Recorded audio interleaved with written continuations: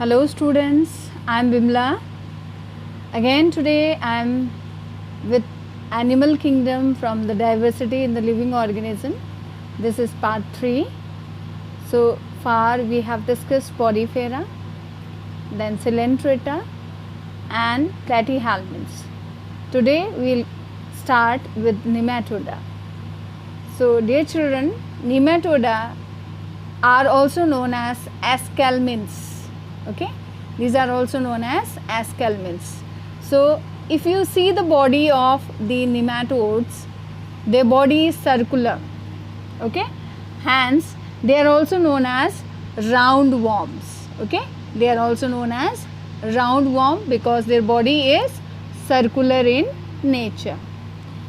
Now these animals, they can be free living, they can be parasitic, that means they depend on the host. For example, we have ascaris which live in the parasitic forms like our ascaris which live in the intestine. Okay, there can be aquatic form or the terrestrial form. That means some of the nematodes, they survive in the water also, and some of them they survive or live on the land also. If you see the body of the nematodes, it is bilaterally symmetrical. These terms we have already discussed. We can divide the body of these organisms into two equal left and right halves, okay, from one plane only.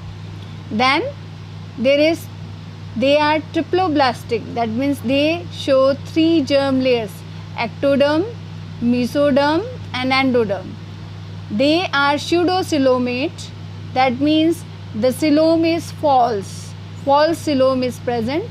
As we discussed earlier, that the ectoderm and endoderm are there, and it is both the layer enclose the patches of the mesoderm. Okay, so the mesodermal layer is not continuous.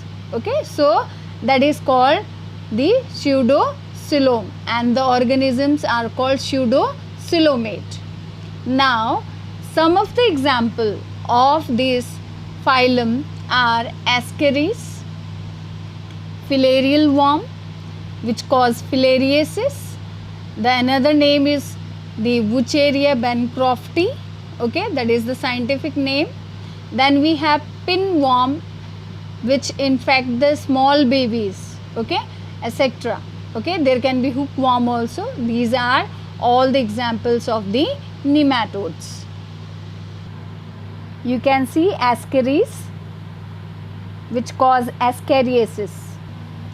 Now after nematoda, we'll discuss the phylum Annelida. The phylum Annelida, okay, the term Annelida itself means annulus or ring like structures. If you see the body of the annelids, they show the ring like structures. Okay, so their body shows segmentation. Okay, their body is segmented. It is bilaterally symmetrical, that means it can be divided into equal halves, right and left halves. Okay, then next we have is the triploblastic, that is these animals are triploblastic in nature, that means they have ectoderm, endoderm and mesoderm. Okay, then they are true coelomate, that means they have true coelom. The coelomic cavity present in them is true. Okay, as we discussed in case of nematoda, they had the false coelom, that is pseudocoelom. So in case of Annelida, the first true coelom comes. Okay, next is the circulatory system that is shown by them is closed, that means the heart pumps the blood in the blood vessels. Okay, that means the blood is not released outside, the blood is released in the blood vessels. As we have arteries and veins, similarly in annelids also they have the blood vessels. Okay, Now, in case of earthworm, they have extensive organ differentiation. That means different organ systems are present in them. Now, some of the examples of the annelids are earthworm, leech, nereis. You can see here, this is nereis and this is leech. Okay, example of the annelida. Now children, next phylum is Arthropoda. Now arthro and poda means jointed appendages.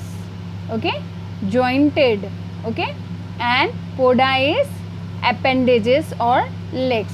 So they have jointed legs. Okay, arthropods have jointed legs. The type of circulatory system present in them is open. That means heart is present, but heart pumps the blood in open in the coelomic cavity. So all the organs present in the arthropods are stained with the blood. Okay, so the blood stained organs, okay, are present and the coelomic cavity is stained with the blood, so it is also known as hemocoel. Okay, so the type of circulatory system present in them is open circulatory system. Another characteristic feature of this phylum is presence of chitin. Okay, chitinous exoskeleton. That means the exoskeleton of this group or phylum is made up of chitin. Okay, chitinous exoskeleton is present in the arthropods. Okay, next we have is the bilateral symmetry is shown by the organisms. Again, their body can be divided into equal left and right halves in one plane only. Okay, they are triploblastic. That means 3 germ layers are present: ectoderm, endoderm and mesoderm. Okay, and they have true coelom, so they are called coelomate. Okay, so arthropods basically they are regarded as the largest phylum of the animal. Okay, if you see the earth, okay, and as far as the naming is done, in case of the animal the naming is done, so 2/3 of the naming that has been done for the different species is for the arthropod. 2/3 of the named species. Okay, so far the naming is done for different organisms, different species. So out of that 2/3 naming is done for the arthropods. Okay, so examples of arthropods are spider, ant, bees. Okay, you can say honeybees, housefly, butterfly, prawn, etc. Okay, you can see some of the arthropods. This is locust. Okay, butterfly, you have prawn, this is scorpion. So all these fall in the category arthropoda.